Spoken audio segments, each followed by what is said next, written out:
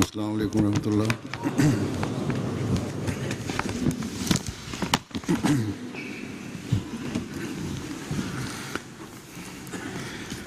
أشهد أن لا إله إلا الله وحده لا شريك له وأشهد أن محمدا عبده ورسوله أما بعد أعوذ بالله من الشيطان الرجيم بسم الله الرحمن الرحيم الحمد لله رب العالمين الرحمن الرحيم مالك يوم الدين إياك نعبد وإياك نستعين اهدنا الصراط المستقيم صراط الذين أنعمت عليهم غير المغضوب عليهم ولا الضالين.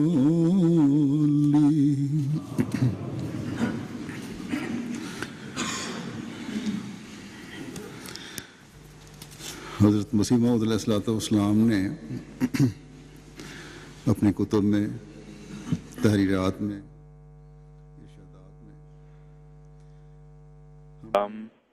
hat in seinen Büchern, in seinen Reden, in seinen Schriften uns über den Sinn seiner Ankunft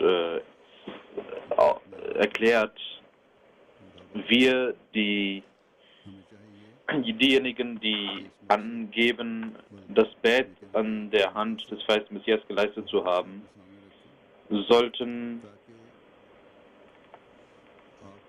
diese Ziele immer vor Augen halten, damit wir die Pflichten erfüllen können als Mitglieder der Jamaat des verheißenen Messias.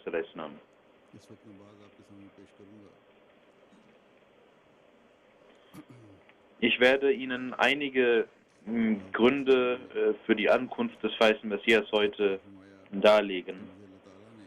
Der verheißene Messias sagt an einer Stelle: Allah hat mich geschickt, um den Glauben in diesem Zeitalter wieder lebendig werden zu lassen. Und ich bin geschickt worden, damit die Menschen in ihrer Überzeugung und Yaqin an Allah voranschreiten, nämlich, dass es einen Gott gibt, der ihre Gebete erhört, der sie belohnt für ihre Tugenden und der die Menschen bestraft für die Schändlichkeiten und Sünden. Dann sagt der verheißene Messias weiter: Solange der Glaube nicht vollständig ist, können Tugenden und gute Werke nicht vollständig werden. Und der Mensch ist nicht in der Lage, ohne einen festen Glauben gute Werke zu tun. Je schwächer sein Glaube ist, desto schwächer werden seine guten Taten sein.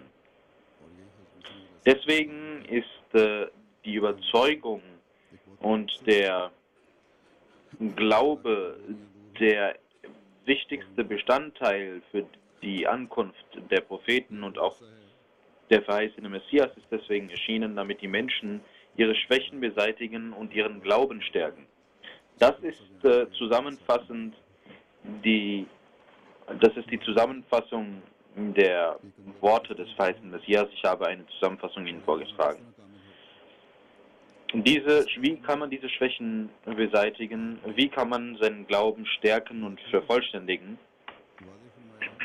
Darüber hat der verheißene Messias sehr offen gesagt, dass dies nicht nur dadurch geschieht, dass man das Bett ablegt, sondern dafür muss man sich anstrengen. Man muss Anstrengungen auf sich nehmen und das ist das Prinzip, das uns Allah gezeigt hat.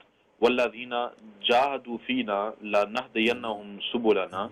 Diejenigen, die sich für meinen Weg anstrengen, die Anstrengungen unternehmen, das ist die Übersetzung des weißen Messias, diejenigen, die für mich sich anstrengen, wir öffnen ihnen die Wege, die zu uns führen. Das ist also das Prinzip, um seinen Glauben zu vervollständigen, dass man nicht nur das Bett ablegt und denkt, dass man dadurch reformiert und verbessert wird, sondern dafür ist es wichtig, Anstrengungen zu unternehmen, um seinen Zustand zu ändern. Das heißt, man muss aufrichtig nur für Gott sich ändern und einen inneren Dschihad machen, sonst bringt dieses Bett nichts. Dann sagt der verheißene Messias a.s., jeglicher Fortschritt ist evolutionär. Genauso der spirituelle Fortschritt ist eine Evolution, die dann vonstatten geht, wenn man sich anstrengend für den Weg Allahs, das heißt Allah sucht, seine Lehre befolgt und nicht eigene, dem Koran fremde Anstrengungen unternimmt. Deswegen bin ich geschickt worden von Gott, damit ich der Welt zeige, welche Wege es sind, die den Menschen zu seinem Schöpfer führen. Und was waren die Erwartungen des verheißenen Messias an uns? Er hat uns ein Vorbild an den Tag gelegt und uns gesagt, wie man diesem Vorbild folgen muss. Das war eigentlich das Vorbild des heiligen Propheten Muhammad sallallahu alaihi wasallam. Er hat uns gezeigt, wie die Gottesdienste zu leisten sind und wie die Rechte und Pflichten gegenüber den Menschen zu erfüllen sind. Und die Sahaba, die Gefährten des heiligen Propheten sallallahu alaihi wasallam, haben genau diese Anstrengungen unternommen und sind letzten Endes zu dem Ende gekommen, dass Gott ihnen ihre Nähe geschenkt hat. Und eine ganze Welt ist ihnen gefolgt.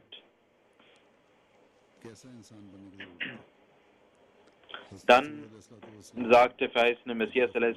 über die Erwartungen an seine Jamaat. Der verheißene Messias a.s. sagt,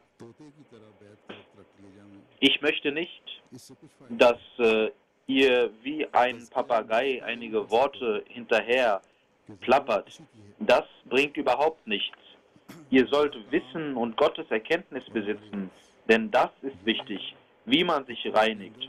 Unsere Aufgabe besteht darin und mein Sinn liegt darin, dass ihr in euch eine innere Läuterung und Veränderung hervorruft und ein neuer Mensch werdet.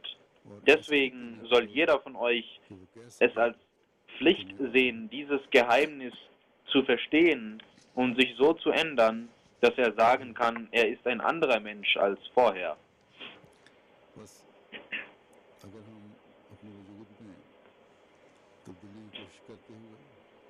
Wenn wir also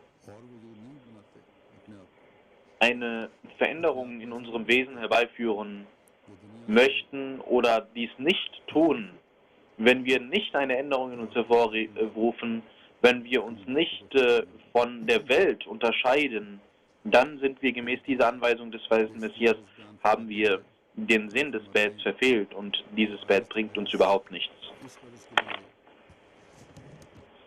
Dann sagt der verheißene Messias über den Sinn seiner Ankunft, er sagt, meine Wenigkeit ist geschickt worden, um diese Botschaft an die Menschheit Allahs zu bringen, dass von allen Religionen, die vorhanden sind, jene Religion und jener Glaube wahrhaftig ist, welche der Heilige Koran gebracht hat.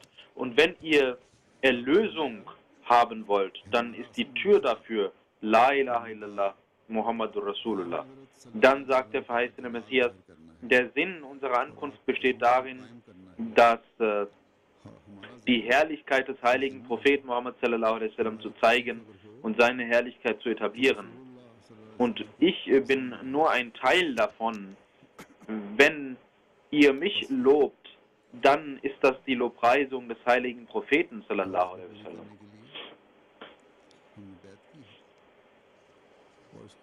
Um diesen Zweck zu erfüllen, um diesen Sinn zu erfüllen, haben wir das Bad geleistet. Und wir müssen die Lehre des heiligen Koran in uns aufnehmen, um diesem Sinn nachzukommen, damit wir selbst das ausleben und auch andere dazu aufrufen. Denn auch die Welt kann heute nur erlöst werden durch La ilaha illallah Muhammadur Rasulullah. Sie sollten also der Welt sagen, dass dieses La ilaha illallah Muhammadur Rasulullah, unter diesem Banner sollt ihr euch versammeln, damit ihr erlöst werdet. Dann sagt der verheißene Messias al-Islam über den Sinn seiner Ankunft: Heute hat Allah beschlossen, dass er den Islam über alle anderen Völker siegen lassen wird, und deswegen hat er mich geschickt, genauso wie er zu früheren Zeitpunkten Propheten geschickt hat. Dann sagt der verheißene Messias al-Islam seine Mission erklärend: Er hat mich geschickt, um den Islam durch Allahs Zeichen, durch Beweise in der ganzen Welt und über alle Religionen siegreich machen zu lassen. Dann sagt der verheißene Messias ebenso über den Sinn seiner Ankunft: Ich bin gekommen, um den Glauben an Allah zu stärken, damit jeder, der an Allah glaubt, sich vor dem Gift der Sünde bewahren kann und seine Natur und sein Inneres verändern kann, dass er einen gewissen Tod auf sich nimmt, um ein neues Leben zu bekommen, damit er die Sünde vom Herzen verhasst. Wer das schafft, der kann sagen, ich habe Gott erkannt. Allah weiß nämlich, dass das der Zustand der Zeit ist und die Menschen keine Gotteserkenntnis mehr besitzen.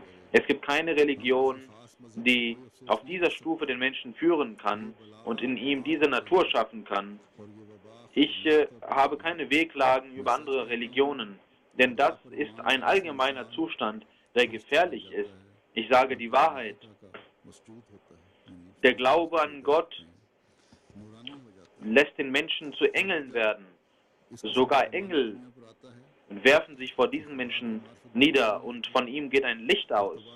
Wenn diese Zeit, sagt der verheißene Messias, auf die Welt kommt, dass keine Gotteserkenntnis mehr übrig bleibt und Zerstörungen die Welt in ihren Bann ziehen und die Menschen nicht mehr Gott fürchten und Menschen zu Gott werden, dann schickt Allah einen Menschen mit seinem Licht. Dieser wird von den Menschen nicht akzeptiert und er erfährt Leid, aber letzten Endes hat er, der Prophet Allahs, Erfolg und er schafft es, das Licht Allahs in der ganzen Welt zu verbreiten. Genauso hat Allah mich geschickt und mich mit dem Licht seiner Gotteserkenntnis ausgestattet. Dann sagt der verheißene Messias al-Islam: Mir wurde befohlen, dass ich die Menschen erziehe in ihren moralischen Eigenschaften.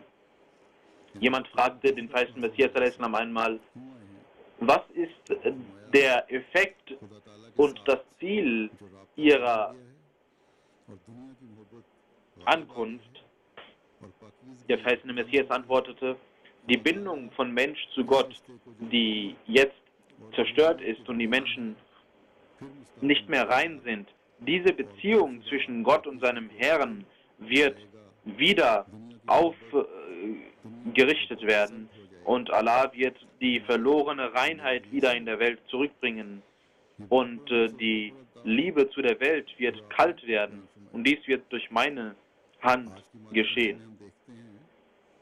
Das ist ein großes Ziel und eine große Aufgabe, die der verheißene Messias gegeben hat. Wenn wir uns heute die materielle den Materialismus anschauen, die Welt anschauen, dann sehen wir, dass die Menschen sehr versunken sind in der ganzen Welt und ihren Schöpfer vergessen haben. Und die Menschen, die die oberflächlich an Gott glauben, diese haben ihren Glauben nicht mehr gestärkt und sie glauben nur noch oberflächlich an Allah.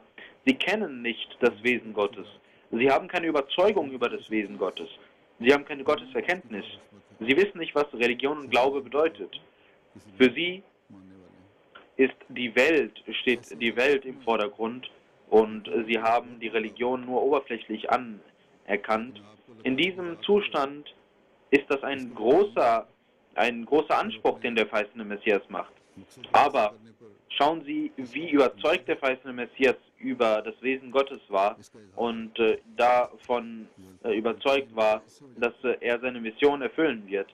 Und ich habe einige Worte des verheißenen Messias vorgetragen, die dies belegen.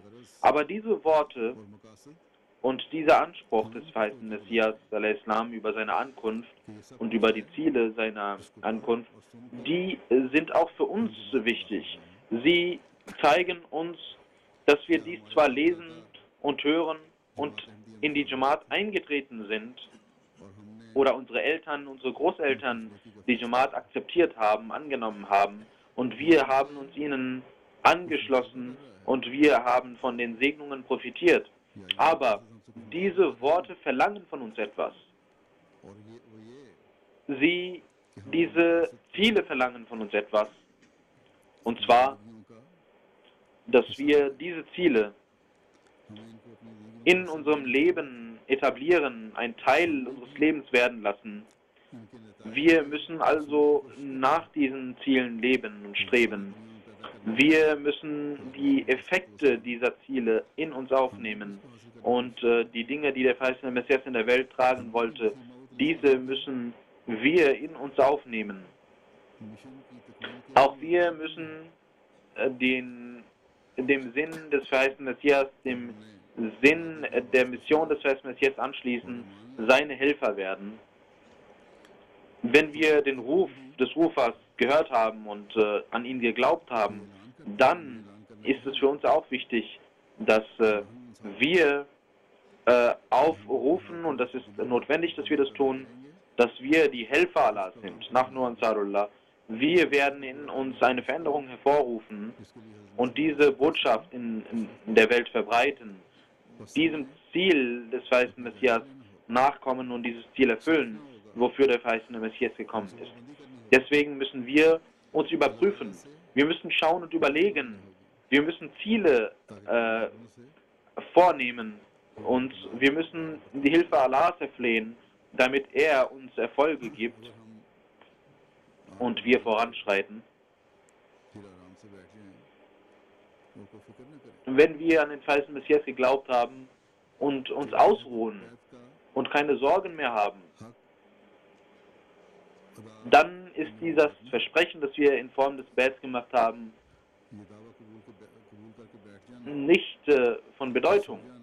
Und wir erfüllen nicht die Bedingungen, wenn wir nur schlafen und sagen, dass das macht uns zu Tätern, die schuldig sind. Wenn wir aber unseren Zustand betrachten, wenn wir unsere Probleme betrachten, dann überlegen wir uns, ob das alles möglich ist. Was sollen wir denn tun? Auf der einen Seite sind unsere Mittel sehr beschränkt und auf der anderen Seite steht die Welt. Über 80% der Welt hat überhaupt kein Interesse an Religion. Sie laufen hinter der Welt her, hinter dem Materialismus her. Die fortgeschrittenen Länder besitzen Reichtum, Fortschritt. Sie haben alles, was an materiellem Gut vorhanden ist. Was fehlt ihnen an Materialismus? Aber das hat sie von Gott weggeführt. Sie sagen, wir haben keine Zeit, dass wir unsere Zeit vergeuden auf der Suche nach Allah. Ich habe gestern einen Brief aus Japan bekommen und dieser Ahmadi hat einen großen Schmerz verspürt und gesagt, ich habe einen japanischen Freund gesagt und dieser hat einen sehr guten Charakter und ich kenne ihn sehr gut, aber als ich ihm sagte, er soll beten vor Gott, dass er ihm Rechtleitung schenkt, antwortete dieser, ich habe keine Zeit, dass ich deinen Gott suche oder dass ich Rechtleitung von Gott suche. Ich habe viel zu tun. Das ist der Zustand der Welt.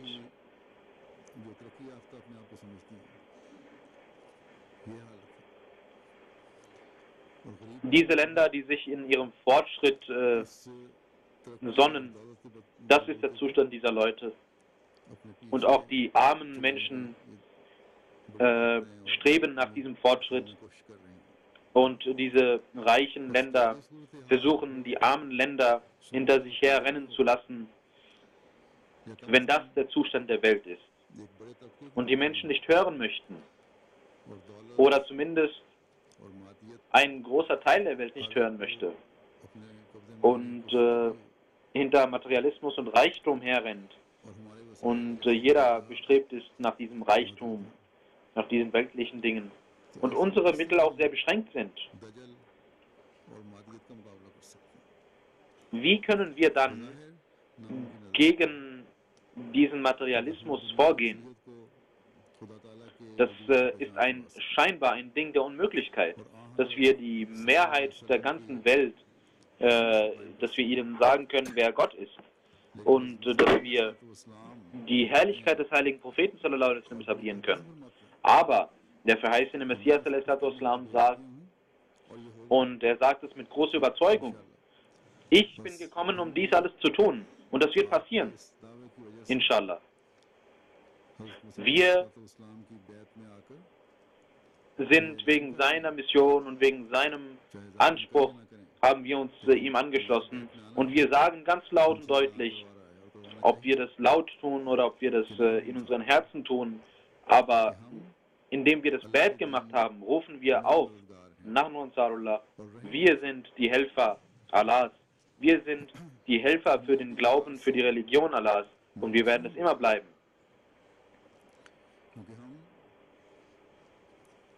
Wenn die Welt uns leugnet, dann ist das für uns kein Grund, verzweifelt zu sein. Denn wir sind nicht gekommen, um mit dem weltlichen Auge zu sehen. Wir schauen nicht mit dem weltlichen Auge, sondern die Zeichen Allahs geben uns diese Zuversicht. Wenn ihr auf Gottes Wegen weiterarbeiten werdet, dann wird Allah euch neue Wege öffnen. Wenn wir also mit weltlichem Auge sehen und uns auf weltliche Mittel verlassen, dann können wir niemals Fortschritt erlangen. Und es scheint so, als ob wir verrückt wären, wenn wir von Fortschritt sprechen. Wenn wir unsere Mittel anschauen, dann haben wir überhaupt keinen Wert, keinen materiellen Wert vor irgendeinem Land der Welt. Schauen Sie auf Russland, China, irgendein Land Europas, irgendein Land auf dem amerikanischen Kontinent. Schauen Sie auf die Inseln, auf Afrika. Jedes Land, in jedem Land werden Sie Hindernisse finden, die uns da abhalten wollen, Fortschritt zu machen, die uns Angst machen wollen bei diesem Fortschritt.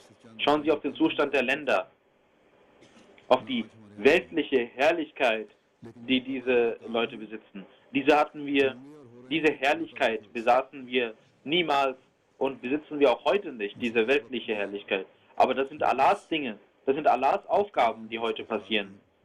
Schauen Sie zum Beispiel, dass es eine Zeit gab, als Russland und alle Staaten, die sich Russland angeschlossen hatten in der Sowjetunion, in diesen Ländern war es nicht erlaubt, Tabligh zu machen. Nun hat sich ein Teil dieser Länder selbstständig gemacht und die sind weg von dem Glauben und sind blind von dem Glauben. Und auf der anderen Seite die muslimischen Völker die sich Russland angeschlossen hatten. Dort gibt es Muftis und Leute, die ihre eigenen Absichten haben, die sich religiöse Führer nennen. Und sie haben die Regierungen so sehr in Angst und Schrecken versetzt, dass man Hindernisse hat, um dort Tabligh zu machen und die Ahmadiyyat, die Botschaft der Ahmadiyyat so weiterzutragen. Die Jamaat ist verschiedenen Hindernissen ausgesetzt. Die Mitglieder der Jamaat werden in Angst und Schrecken versetzt durch diese Leute. Dann schauen Sie auf die westlichen Länder, die Weltlichkeit und Materialismus und die Unzucht und die Schamlosigkeit, die hier herrscht, die wird teilweise von Gesetzen unterstützt. Die Schamlosigkeit, aufgrund derer Allah ganze Völker zunichte gemacht hat. Diese Schamlosigkeit wird per Gesetz als ein normaler Teil der Gesellschaft behandelt. In China gibt es kein Interesse an Religion. Die Menschen rennen hinter dem Materialismus her. Und wirtschaftlich ist China eine große Macht geworden. Schauen Sie auf Japan. Dort passiert auch Ähnliches. Das ist ein fortgeschrittenes Land, das einen atemberaubenden Fortschritt in der Technologie gemacht hat. Die Mehrheit der Menschen ist hinter der Welt her, aber interessiert sich nicht für den Glauben, für die Religion. Ich habe ein Beispiel eben genannt, dass die Menschen, Gott bewahre, überhaupt keine Zeit für Gott haben. Das ist die Mehrheit der Menschen, die das sagt. Das ist die Mehrheitsmeinung. Welcher Gott? Fragen diese Menschen. Sie sind zwar moralisch gesehen weit und haben gewisse moralische Werte, aber ihre Weltlichkeit hat sie von dem Glauben weggebracht.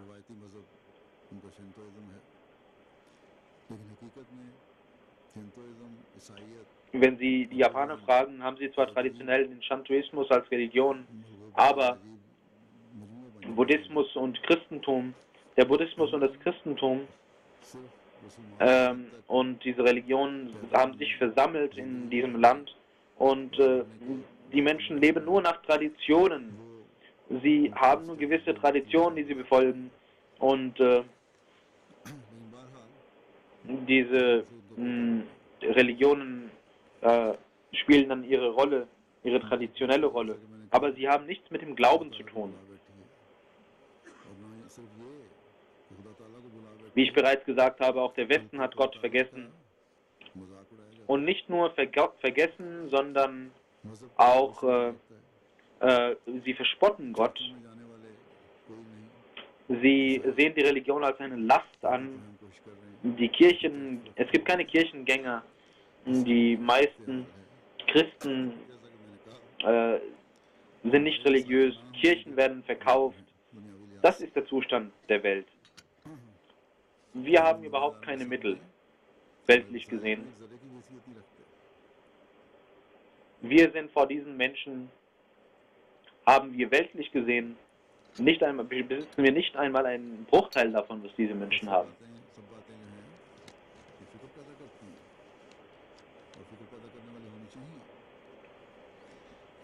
Diese Sachen, diese Dinge machen uns Sorgen und sollten uns Sorgen machen, wie wir in diesem Zustand die Botschaft des verheißten Messias voranbringen möchten.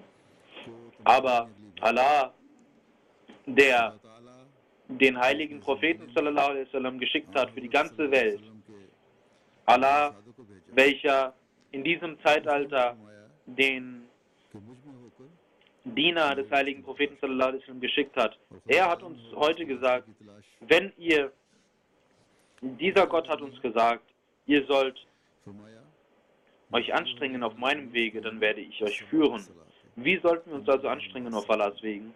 Allah sagt, Ja ayyuhallazina amanu sta'inu bis sabri was salah, innallaha ma'as sabirin. O ihr Menschen, die glaubt, ihr sollt durch Geduld und Gebet die Hilfe Allahs erflehen, denn Allah ist mit den Geduldigen.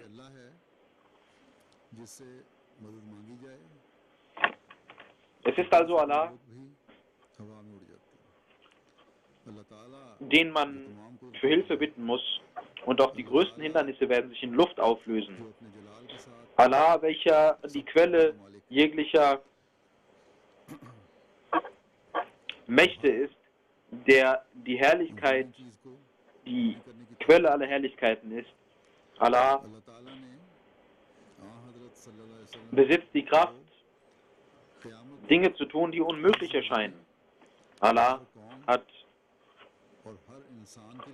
versprochen, dass er den heiligen Propheten sallallahu alaihi wasallam bis zum Tag des jüngsten Gerichts hat Allah den heiligen Propheten als Erlöser geschickt, als Erlöser für alle Welten. Er hat den heiligen Koran auf den heiligen Propheten offenbart, damit die Lehre für die ganze Welt vervollkommnet wird, damit die Menschheit eine Lehre besitzt, welche die Lösung aller Probleme ist. Er hat den verheißenen Messias a.s. geschickt, um den Islam in dieser Zeit wieder lebendig zu machen. Allah sagt, ihr sollt euch keine Sorgen machen.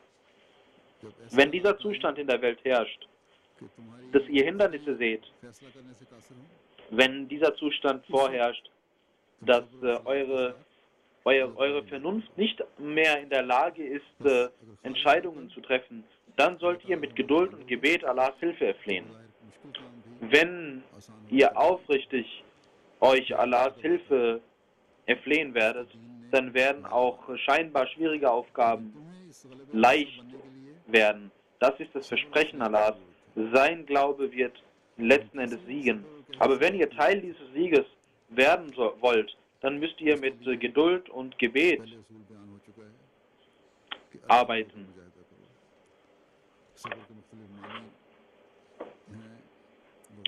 Das Prinzip lautet, dass ihr auf Allahs Wegen euch anstrengt. Sabr, Geduld, bedeutet, dass ihr mit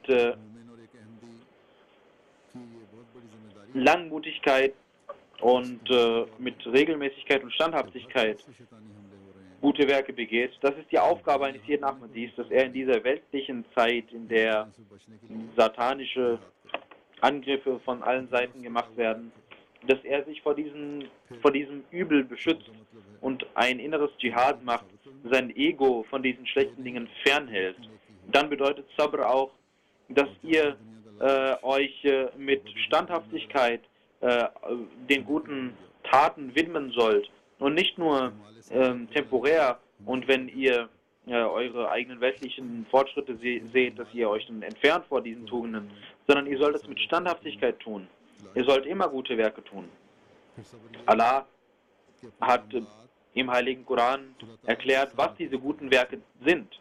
Sabr bedeutet auch, dass ihr eure Angelegenheiten vor Gott führt und dass ihr euch nicht streitet. In jeder Situation, ob Sorge, Freude, Leid, sollt ihr die Sachen vor Gott legen. Das ist also Sabr, Geduld. Dann wird Allahs Hilfe mit euch sein. Dann werdet ihr spirituelle Fortschritte erlangen. Dann werden die Milliarden,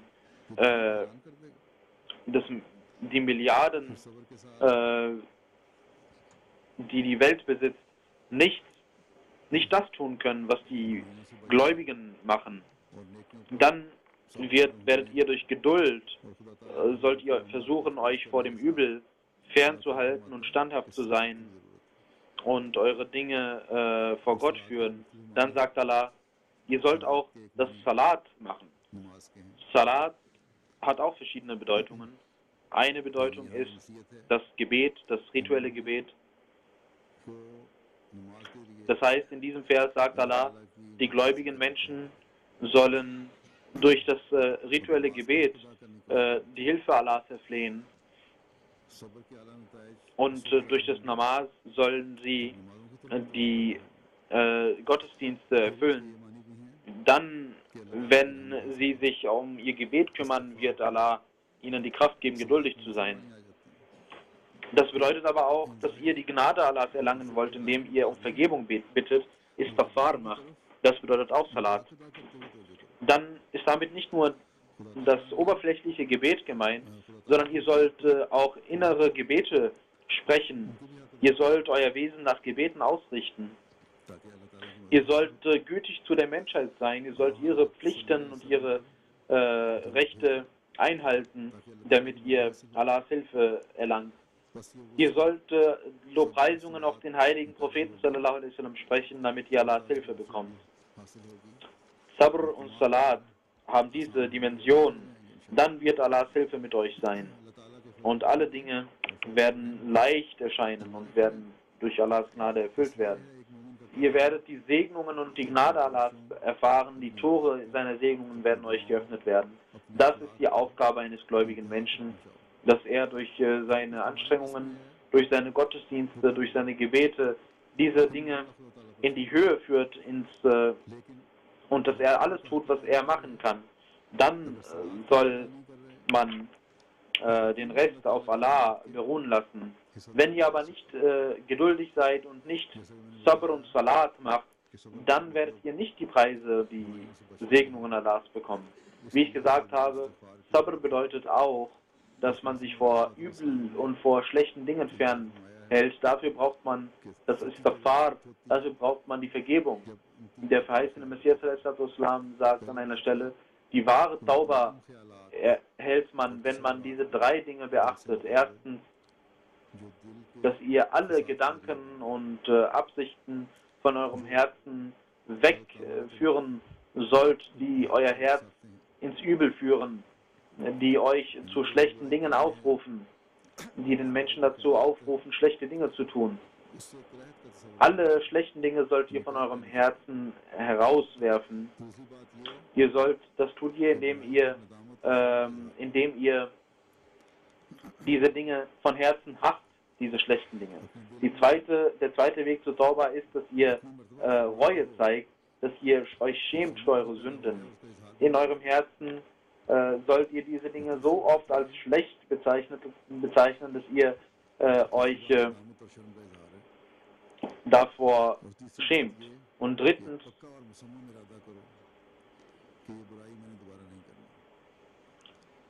ihr sollt euch vornehmen mit Standhaftigkeit und mit festem Entschluss, dass ihr niemals diese Sünde begehen werdet. Das sind die drei Bedingungen, die euch zu Geduld führen. Wenn wir also uns in Sabr und Salat weiterentwickeln und weiter führen, dann werden inshallah große Zeichen Allahs uns gezeigt werden. Jene Zeichen, über die Allah dem verheißten Messias versprochen hat. Das werden wir dann sehen. Wir werden das selber sehen. Es kann nicht sein, dass wir nicht versuchen, uns vor Übel zu bewahren und dass wir keine guten Werke tun und dass wir die Mission des verheißten Messias nicht verstehen und dass wir in jeder Sache Allah nicht Allahs gedenken, dass wir nicht die Rechte und Pflichten gegenüber den Menschen einhalten, dass wir nicht das Durud für den heiligen Propheten sallallahu alaihi wasallam sprechen, durch dessen Segnungen wir Allahs Nähe erlangen werden, und dass wir nicht beten und dann erwarten, dass wir die Welt dem Islam oder zum Islam führen werden, dass wir den Sinn erfüllen werden, die der verheißene Messias des Islam gebracht hat. Das kann nicht sein. Das ist nicht möglich. Die Welt wird inshallah auf alle Fälle unter dem Banner des Islam kommen. Aber wenn wir unsere Pflichten nicht erfüllen, wenn wir durch Gebet und durch Geduld nicht den Höhepunkt erreichen, den Höhepunkt an Gebeten und Geduld, dann werden wir nicht Teil von diesen Segnungen werden können. Das sollten wir versuchen. Wir sagen der Welt, dass eines Tages wir die Welt besiegen werden. Ich habe auch bei diesem Besuch in Neuseeland, hat ein Journalist mir eine Frage gestellt und gesagt, ihr seid ganz wenige Leute, warum braucht ihr hier eine Moschee? Ihr habt eine Halle und betet dort. Ich sagte ihm, heute sind wir wenige, aber durch diese Lehre, die wir durch den Heiligen Koran bekommen haben, werden wir eines Tages inshallah in der Mehrheit sein. Und nicht eine Moschee, sondern wir werden hier viele Moscheen brauchen. Dazu soll auf der ganzen Welt sollte man sich anstrengen und man sollte seine Situation verbessern. Aber ich sage hier mit Bedauern, dass diese Konzentration, die für das Gebet notwendig ist, die Konzentration und die Anstrengung, die man braucht, um eine Bindung zu Gott herzustellen, diese haben wir nicht. Diese hat die Mehrheit nicht. Vorgestern zum Beispiel hat eine Frau mir Mulakat gesagt und sie hat geweint und gesagt, sie sagen, dass ihr Moscheen errichten sollt und Moscheen lebendig machen sollt, und dass ihr beten sollt. Aber wenn sie weggehen, dann ist die Anwesenheit in den Moscheen weg und keiner kommt. Wenn diese Anwesenheit, sie hat über Masjid Fazal gesprochen, diese Frau, wenn ich hier bin und die Anwesenheit hier stark ist und die Menschen von weiter weg kommen, dann sollen diese Menschen, die von weiter weg kommen, wenn ich nicht hier bin, die sollen in ihren eigenen Centers und in ihren eigenen Moscheen gehen und dort beten. Und ich hoffe, dass sie das auch tun. Aber wenn diese Abwesenheit von der Moschee auch die Leute betrifft, die in der Nähe von der Moschee wohnen, dann ist das ein großer Grund zur Sorge. Sie sollten das beachten. Genauso hat jemand aus Australien nach dem Besuch mir geschrieben, dass die Anwesenheit in der Moschee sehr gering ist. Sei es Australien oder Großbritannien oder irgendein Land der Welt, Sie sollten beachten, wenn Sie eine Revolution hervorrufen wollen, wenn Sie die Mission des verheißenen Messias al-Islam erfüllen wollen, dann, wenn Sie dem Sinn des Bets nachgehen wollen, dann dürfen diese Belegungen der Moschee nicht temporär sein, sondern sie müssen eine innere Veränderung hervorrufen. Sie müssen das Niveau ihrer Gottesdienste erhöhen. Nur dann werden sie die Zeichen erlangen. Wenn sie mit Sabr und Salat, mit Geduld und Gebet voranschreiten, wenn sie ihr ganzes Wesen in Gott aufgehen lassen, wenn sie in ihren Gottesdiensten voranschreiten, wenn das passiert, dann werden sie sehen, dass Allah Ta'ala sagt, Inna Allah ma sabirin, Allah ist mit den Geduldigen. Allah wird selbst herabsteigen und uns zu Hilfe eilen. Und die weltlichen Leute und die weltlichen Mächte werden zu Gott geführt werden. Sie werden sehen, dass Allah Segnungen in so eine Aufgaben legt und die ganze Welt, die den Rang des heiligen Propheten sallallahu alaihi wasallam bekennt und unter seinem Banner kommt. Das Tawhid wird etabliert werden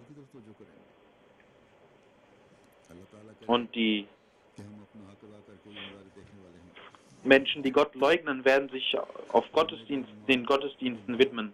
Möge Allah Ta'ala uns die Kraft geben, dass wir diesen Pflichten nachkommen und das selbst mit unseren eigenen Augen sehen. Nach dem Namaz-e-Jumma, nach den Gebeten, werde ich ein Janaza-Gebet verrichten von Dr. Bashiruddin Usama Sahib aus Amerika. Er ist am 2. November im Alter von 82 Jahren verstorben. Inna lillahi wa inna ilaihi raji'un. Er hat im Jahre 1955 die Ahmadiyyat akzeptiert und war einer der ersten afroamerikanischen Ahmadis. Er war ein sehr aufrichtiger Mensch, der betete, der das Khilafat liebte, sehr aufrichtig war. Er war sehr emotional, aber sehr demütig. Er ging nach Rabwa und hat Hazrat Khalif Sisani besucht, dann Hazrat Khalif Masih Salih hat er auch gesehen, besucht. Er hat sehr oft Hazrat Khalif Sirabi gesehen und er liebte ihn sehr und Sirabi liebte ihn auch sehr. Mit seiner Frau hat er auch das Hajj gemacht. In den letzten 20 Jahren hat er als Naibsar in Cleveland gedient. Er diente der Menschheit. Vor allem die afroamerikanischen Brüder hat er sehr geliebt und sie unterstützt. In den 50er Jahren hat er ein Buch über den heiligen Propheten sallallahu alaihi wasallam geschrieben. Er war ein Zahnarzt und seine Frau Fatma Osama Saiba war auch lange Zeit Sadr al-Lajna in Cleveland. Er hat zwei Söhne, 56 Jahre, und Zafrullah Sahib, diese beiden Söhne hinterlassen, die beide eine sehr aufrichtige Beziehung zu der Jamaat haben. Möge Allah seine Ränge erhöhen und seine Kinder immer seinen Nachkommen die Kraft geben, sich mit der Jamaat zu verbinden. Alhamdulillah, alhamdulillah, nahmaduhu wa nasta'inuhu wa nastaghfiruhu wa nu'minu bihi wa natawakkalu alayhi wa na'udhu billahi min shururi anfusina wa min sayyiati a'malina. من يهده الله فلا مضل له ومن يضلل فلا هادي له ونشهد أن لا إله إلا الله ونشهد أن محمدا عبده ورسوله. عباد الله رحمكم الله إن الله يأمر بالعدل والإحسان وإيتاء ذي القربى وينهى عن الفحشاء